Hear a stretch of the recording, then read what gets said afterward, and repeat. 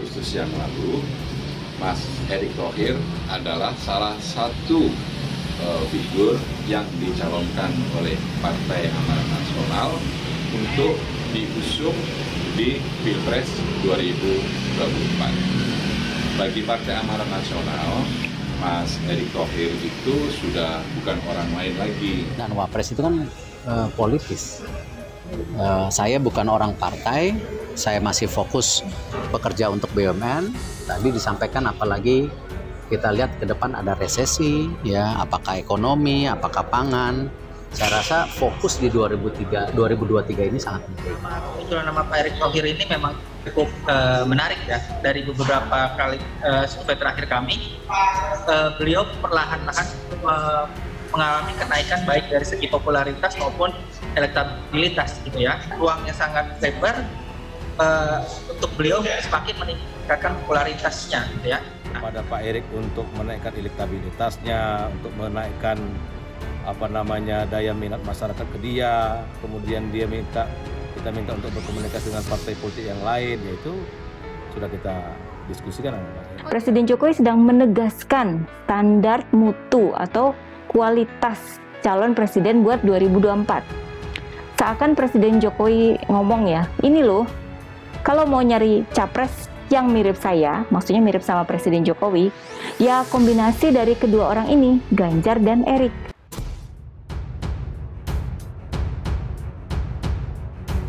Survei terbaru Poltreking, Erick Thohir cawapres nomor 1 di Pilpres 2024. Hasil survei Poltreking Indonesia yang diselenggarakan 5 provinsi di Pulau Jawa, yakni DKI Jakarta, Banten, Jawa Barat, Jawa Tengah, dan Jawa Timur, menunjukkan bahwa calon wakil presiden terkuat menjelang Pilpres 2024 adalah Erick Thohir. Nama Erick Thohir terus melejit meninggalkan bakal cawapres lainnya seperti AHY dan Sandiaga Uno serta Ridwan Kamil. Cawapres terkuat kata Hanta, karena Menteri BUMN itu juga cukup masif pergerakan politiknya, yang juga dipersepsikan dekat dengan Presiden Joko Widodo.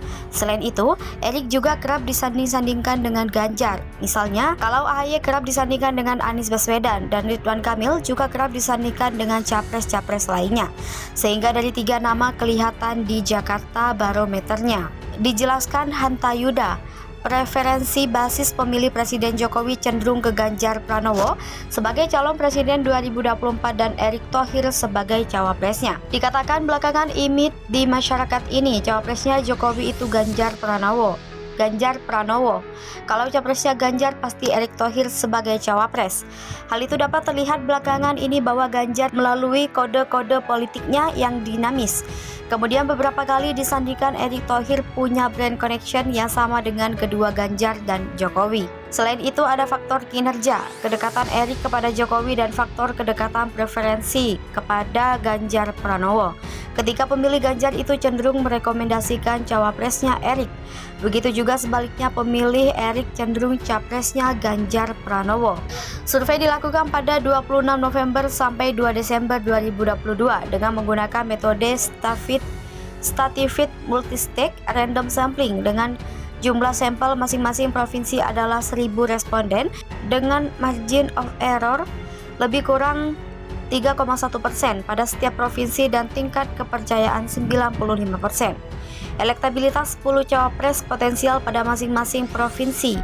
Di DKI Jakarta, pada simulasi 10 cawapres potensial, elektabilitas Erick Thohir 17,2%, di Banten Erick Thohir 11,7%, di Jawa Barat Erick Thohir 10,3%. Yang mengejutkan, di Jawa Tengah, pada simulasi 10 cawapres potensial elektabilitas Erick Thohir mencapai 25,4%. Erick jauh mengalahkan cawapres lainnya seperti Ridwan Kamil dengan elektabilitas 10,4%.